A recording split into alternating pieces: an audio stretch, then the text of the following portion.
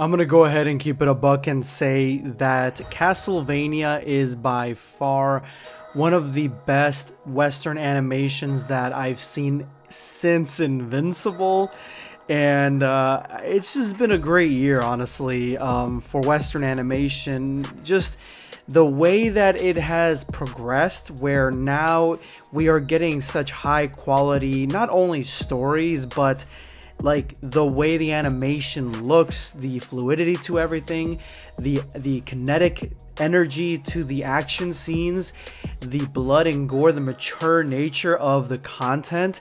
It's just all there, and Castlevania is the perfect example of that, where the entire story hinges on monsters and night creatures and blood and death. The entire story is that. And so Castlevania is in an interesting spot where it can really make a name for itself and use Western animation to the extent that Western animation has, because Season 4, I wasn't even remotely ready for. I kind of saw it on, I've watched up to Season 3, and I like Season 3, and I like Castlevania in general. I thought it was really cool. Action, Western animation, really cool story. I love Belmont, I love Alucard, I love Dracula, actually.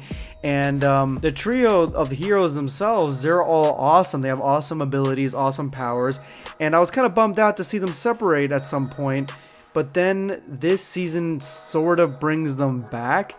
And so I'm not going to spoil it, because you guys should absolutely go and watch it. It's on Netflix. Just go watch it. Watch it from the very beginning, because you're gonna miss a lot of it if you just kind of skip through it. Because the beginning tells you and sets up everything. But the chords, the storylines, everything that's set up in Season 1 gets fully paid off in Season 4, to the point where there's like not only a twist villain that is supposedly in the video games. I don't know, I've never played Castlevania video games, unfortunately, so I don't know anything about that. But there is also an ending, like an after credit ending, where I'm thinking, okay, so we're about to get a Season 5, man. This is gonna be great. Like, this is setting it up. But in a sense, it doesn't set it up. It almost just kind of like, it kind of leaves the story off on a very wholesome note. But it feels like there would be a continuation, and from what I know, Season 4 is the ending of Castlevania, so it's very sad to let it go, but it makes sense now, because they literally pulled out all the stops. Now, the animation going from Season 1 to Season 3, the animation was really well done, and when there were huge main fights on display, the animation was awesome. It was eccentric. It was all over the place, and you knew that's where they put the money in. When they had smaller fights, that wasn't the case. Season 4 is a completely different animal. Literally, like, every scene is like 150 frames. Like, the characters look almost like they're moving in 3D. At some points during the fight, it looks like the actual footage is trying to keep up with them, with how fast and how fierce they are fighting. It's crazy.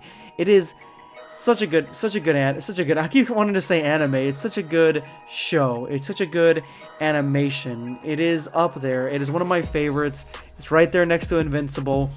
Guys, go watch it. I'm not gonna be hammering down your throat. Just go watch it. Season 4 is fucking fire.